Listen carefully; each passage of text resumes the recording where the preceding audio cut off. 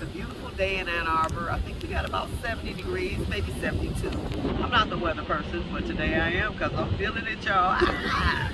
Anyway, this is my interviewee, Jamila James. Hi. So if you go to my YouTube page, you'll see previously where I interviewed Jamila for the school board position. This year, there are 13 candidates running with 4 seats available, and this is her second time around. So Jamila, welcome. Thank you. It's for so good me. to see you again.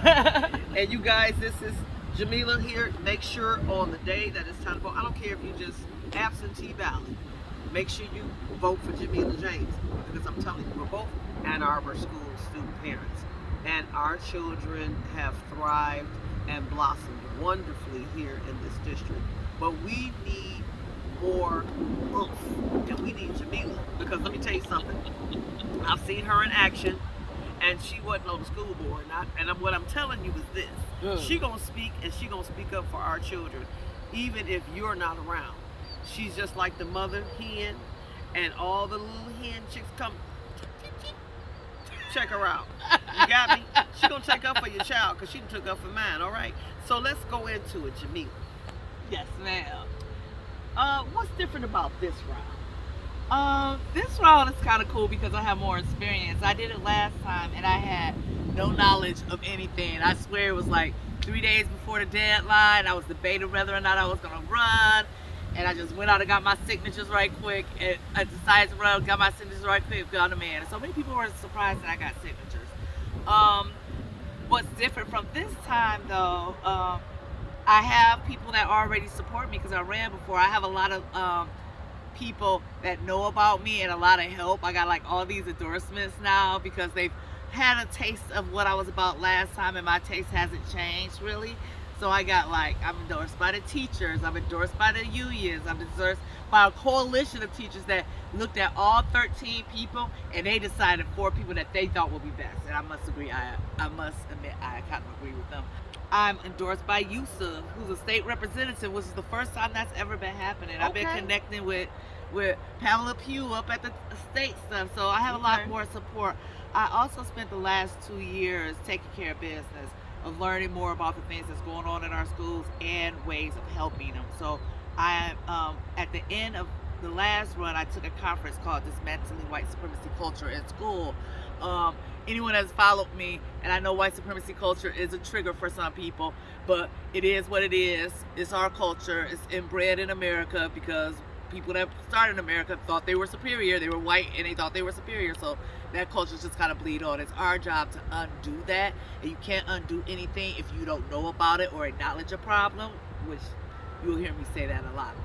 So I took that. I'm also a part of Aspire, which is Ann Arbor Parents Intent on Racial Equity. I'm a part of the Washtenaw County Equitable Engagement Steering Committee, and their goal is try to help suggest equitable policies for hiring, for engaging our community, for helping people transition throughout Washtenaw County's jobs, just as a whole. It's a whole group of us, and we've been working together for over a year. And we have things out there. If you check out our website, Washtenaw Equitable Engagement Initiative, I think is what it's called. And so you can get your point of view too, because we need your perspectives. In addition, I recently became a member of the Allen Creek Preschool Executive Board, which is also very similar to Ann Arbor Open, the school that our kids went in. And I also used to work at the Children's Center back in the day before they changed everything at U of M. And these two places, the Children's Centers for Working Families, or the Children's Centers, and also Ann Arbor Open, are the ones that kind of taught me about like social emotional learning, restorative justice, mental health support, you know, even the social workers in school. This is something that Ann Arbor Open has as a whole, and it's a place where they respect kids and honor kids and their ideas and their thoughts. And that being said, it can be very problematic as a parent when you have a child that have their own thoughts and opinions. It can be very frustrating, but it also is very uplifting because it's helping them become adults when they're 18. And that's something that I want to see for all our schools. So that's why I'm running, and I'm talking about I'm talking about taking care of the whole child. They are not their grades. They are individual people, and we have a responsibility. We have stewardship over them to help them be the best adults they can when they leave. And my personal thoughts as a parent is, I'd rather my kids do they stumble and falls with me when I'm here to guide them, as much as they let me, because teenagers don't let you guide them. But then finding out when they're out on their own by themselves, like I had to. That was a hell of a spill, wasn't it? Whoa! I tell you, listen. So let me just say this, and thank you for enlightening us, because a lot of times us parents, we get to the point where we feel like a child's self-expression is you're being disobedient when it's not, and and disrespectful. And us, you and I both have children that have come through Ann Arbor Open, so that project is a wonderful idea. So hopefully other parents will be open and receptive to be able to receive that and know that your child has a voice, and we have to teach them how to convey in a respectful way. When they have that, we see that developing, we can say, it's okay for you to object, and this is how you can do it. And so as the mothers that we are that have come through that, that's what I love about you, and that's what I love about, even when I've not been around and you've had to take care. Let me just let you know, your daughter, this or that, the other, and because they're their own persons, and it's okay to be your own person. We've been able to advocate, but not only just advocate for our children, but teach them how to advocate for themselves. It's very important, because when you teach your children how to advocate for themselves with school at this age, they advocate for themselves more as an adult. So, and you're giving them the practice area to be able to do that. So I will say absolutely that it is very challenging with my kids and expressing their ideas and their thoughts, and they always don't do it in the best way. And I'm from a generation that kids ought to be seen and not heard. Right. And kids aren't important. But I also remember being a child and recognizing that I did have my own thoughts and feelings about things, and I knew things were going on, and people just weren't talking about it. So it's about finding a balance. You don't want to. So one of the things that's problematic with the way I was raised, or the culture at that time, is that the children are oppressed, telling you don't talk, do what you told, don't think, shut up. You know what? And then when they become adults, they don't know how to navigate the adult world. That's the point of childhood and growing and rearing children. We're preparing them for being able to navigate that real world. That's why I have a problem with like banning books, or people being pissed or trying to dehumanize the LGBTQ community, because not only are they human, and God says that people try to use God as a reason why they do this stuff, but God said Jesus said the top two commandment was have no God above me and love your neighbors like yourself. When you're oppressing the LGBTQ community, when you're telling them they're less than, their sex is dirty, if you're telling them that you ain't baking their cake, you ain't doing that, you're not walking in love. And that's what God told you to do. So when you oppress people, children or LGBT or whoever, you are not walking in love, therefore you are not doing God's work. So my philosophy is that I walk in love in all things. I am a child advocate above anything else, about trying to help our children be the best they can as adults. But and that being said, I'm also one of those people that's gonna stand for what I feel is right, and that's what you're supposed to do, and not be ashamed of it. And not be ashamed. I will be unapologetically myself. And that is why Jamila James needs to be in that seat, because Jamila will be speaking for your child. And if you want someone that's empowered, someone that's not afraid, somebody that stands up to the status quo, somebody that is not ashamed of being a human being, and that child growing up to be someone that's empowered, that will be defending you as an elder for being able to speak up, you'll want to vote for Jamila James, I promise you. And I just want to kind of add something else in. All right, so the school board only pays $130 a month, and it's a heavy time commitment. As a direct result, that a lot of us are just doing survival for real, doing everything we can just to be able to survive on our own. A lot of time, lower income people aren't able to be a part of it. Everyday people aren't able to be a part of it because they're too busy trying to just survive, right?